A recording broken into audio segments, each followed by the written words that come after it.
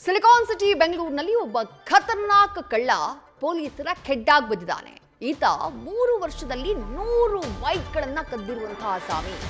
ಒಂದಲ್ಲ ಎರಡಲ್ಲ ಬರೋಬ್ಬರಿ 100 ಬೈಕ್ಗಳು. ದುಬಾರಿ ಬೆಲೆಯ ಬೈಕ್ಗಳನ್ನೇ ಈತ ಟಾರ್ಗೆಟ್ ಮಾಡ್ತಾ ಇದ್ದ. ಕೆಆರ್ಪುರಂ ಪೊಲೀಸರು ಸದ್ಯ 100 ಬೈಕ್ಗಳನ್ನ ಕದ್ದಿದ್ದಂತಹ ಈ ಕಿಲಾಡಿ ಕಳ್ಳ ಪ್ರಸಾದ್ ಬಾಬುನನ್ನು ಅರೆಸ್ಟ್ ಮಾಡಿದ್ದಾರೆ.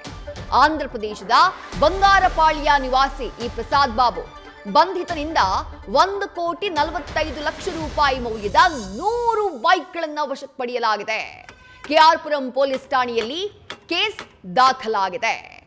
ಕಳ್ಳ ಪ್ರಸಾದ್ ಬಾಬು ಯಾವ ರೀತಿ ಹ್ಯಾಂಡಲ್ ಲಾಕ್ ಅನ್ನ ಮುರಿದು ಕಳ್ತನ ಮಾಡ್ತಾ ಇದ್ದ ಅನ್ನೋದ್ರ ಒಂದು ದೃಶ್ಯವನ್ನ ಗಮನಿಸ್ತಾ ಇದ್ದೀರಿ. ಆತನಿಂದ ಯಾವ ರೀತಿ ನೀನು ಬೈಕ್ ಕಳ್ತನ ಮಾಡ್ತಾ ಇದ್ದೆ ಅಂತ ಹೇಳಿ ಪೊಲೀಸರೇ ಆತನ ಕೈಲಿ ಮಾಡಿಸಿದ್ದಾರೆ. ಹೆಂಗ್ ಕಳ್ತನ ಮಾಡ್ತಾ ಇದ್ದೆ ತೋರ್ಸು ಅಂತ ಹೇಳಿ ಆತ ಅದನ್ನ ಮಾಡಿದಾನೆ. ಮತ್ತೊಂದ್ ಕಡೆ ಸಾಲಾಗಿ ನಿಲ್ಸಿದಾರಲ್ಲ ಬೈಕ್, ಇದು ಯಾವುದೋ ಸೀಸ್ ಮಾಡಿರೋ ಬೈಕ್ ಅಲ್ಲ ಅಥವಾ ಶೋರೂಮ್ ಮುಂದೆ ನಿಲ್ಸಿರುವಂತಹ ಬೈಕ್ ಅಲ್ಲ. ಇದು 3 ವರ್ಷಗಳಲ್ಲಿ ಕಳ್ಳ ಪ್ರಸಾದ್ ಬಾಬು ಕದ್ದಿರುವಂತಹ ಬೈಕ್ಗಳು. ಒಂದಲ್ಲ ಎರಡಲ್ಲ ಬರೋಬ್ಬರಿ 100 ಬೈಕ್ಗಳನ್ನ ಕಳ್ತನ ಮಾಡಿದ್ದ ಈ ಪ್ರಸಾದ್ ಬಾಬು. ಆದ್ರೆ ಈಗ ಕೆಆರ್ಪುರಂ ಪೊಲೀಸರ ಕೈನಲ್ಲಿ ತಗ್ಲು ಹಾಕೊಂಡಿದ್ದಾನೆ.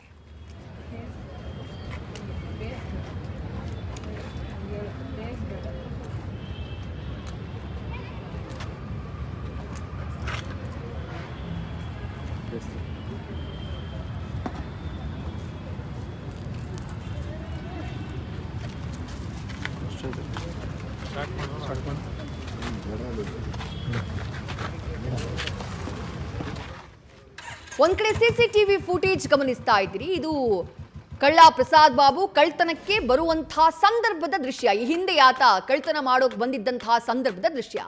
ಎಷ್ಟು ಈಸಿಯಾಗಿ ಆತ ಬೈಕ್ಗಳನ್ನ ಕಳ್ತನ ಮಾಡ್ಕೊಂಡು ಹೋಗ್ತಾನೆ ಅನ್ನೋದಕ್ಕೆ ಸಾಕ್ಷಿ ಆ ಸಿಸಿಟಿವಿ ಫುಟೇಜ್. ಮತ್ತೊಂದ್ ಕಡೆ ಆತನನ್ನ ಕೆಡವಿದ ಮೇಲೆ, ಆತನ ಕೈಗಳಿಗೆ ಬೇಡಿಯನ್ನ ತೊಡಿಸಿದ ಮೇಲೆ, ಆತ ಕದ್ದಂಥ ಅಷ್ಟೂ ಬೈಕ್ಗಳನ್ನ ಸೀಸ್ ಮಾಡಿದ ಮೇಲೆ ಪೊಲೀಸರು ಆತನ ಕೈಲೇ ಎನಾಕ್ಟ್ ಮಾಡಿಸಿದ್ದಾರೆ. ತೋರ್ಸಪ್ಪ ಹೆಂಗ್ ಕಳ್ತನ ಮಾಡ್ತಾ ಇದ್ದೆ ತೋರ್ಸು ಅಂತ ಹೇಳಿ ಆತನ ಕೈನಲ್ಲೇ ಆತ ಯಾವ ರೀತಿ ಕಳ್ತನ ಮಾಡ್ತಿದ್ದ ಅನ್ನೋದನ್ನ ಆತನ ಕೈನಲ್ಲೇ ಮಾಡಿಸಿದ್ದಾರೆ. ಆ ದೃಶ್ಯಗಳನ್ನ ಗಮನಿಸ್ತಾ ಇದ್ದಾರೆ. ಮತ್ತಷ್ಟು ಡೀಟೇಲ್ಸ್ ನಮ್ಮ ಪ್ರತಿನಿಧಿ ಶಿವಕುಮಾರ್ ನೀಡ್ತಾ ಹೋಗ್ತಾರೆ. ಶಿವಕುಮಾರ್, 3 ವರ್ಷಗಳಲ್ಲಿ ಬರೋಬ್ಬರಿ 100 ಬೈಕ್ಗಳ ಕಳ್ತನ. ಅಷ್ಟು ಈಸಿಯಾಗಿ ಹೇಗೆ ಕಳ್ತನ ಮಾಡ್ತಾ ಇದ್ದ? ಜೊತೆಗೆ 100 ಬೈಕ್ಗಳನ್ನ ಕದ್ದು ಈಸಿಯಾಗಿ ಎಸ್ಕೇಪ್ ಆಗಿದ್ದವನು ಈಗ ಹೇಗೆ ಸಿಕ್ಕಾಕೊಂಡ ಅಂತ ಹೇಳಿ.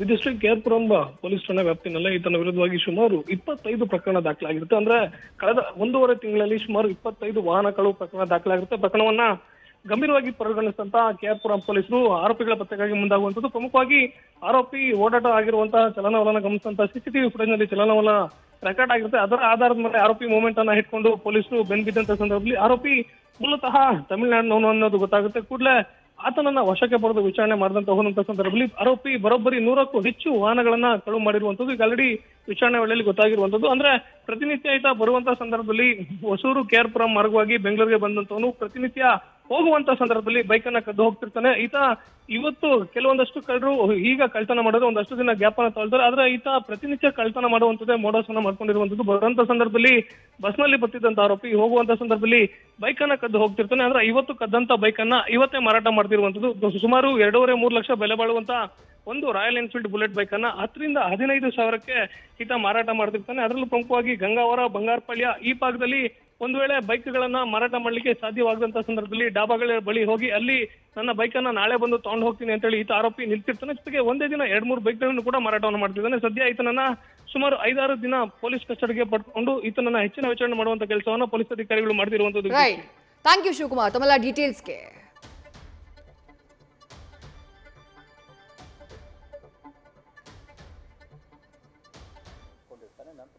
ಆತರ ಇನ್ನೂ ಉಳಿದಂತಹ ಸಹಚರರ ಬಗ್ಗೆಯೂ ಕೂಡ ಮಾಹಿತಿಯನ್ನು ನೀಡಿದ್ದು, ಅದರಂತೆ ಇದುವರೆಗೆ ಪೊಲೀಸರು ಇದರಲ್ಲಿ 3 ಆರೋಪಿಗಳನ್ನು ಪತ್ತೆ ಹಚ್ಚಿ ಬಂಧಿಸುವಲ್ಲಿ ಯಶಸ್ವಿಯಾಗಿದ್ದಾರೆ. ಈ 3 ಆರೋಪಿಗಳು ಕೂಡ ನೇಪಾಳ ದೇಶದವರಾಗಿದ್ದು ಇಲ್ಲಿ ಬೆಂಗಳೂರಿನಲ್ಲಿ ಈ ರೀತಿ ಕುಕೃತ್ಯವನ್ನು ಮಾಡಿರ್ತಕ್ಕಂಥದ್ದು ಈಗ ಬೆಳಕಿಗೆ ಬಂದಿದೆ. ಇನ್ನೂ ಒಬ್ಬ ಆರೋಪಿ ಇದರಲ್ಲಿ ತಲೆಮರೆಸಿಕೊಂಡಿದೆ. ನ್ಯೂಸ್ ಫಸ್ಟ್ ನಿರ್ಭೀತಿಯಿಂದ ನಿಮ್ಮ ಪರವಾಗಿ.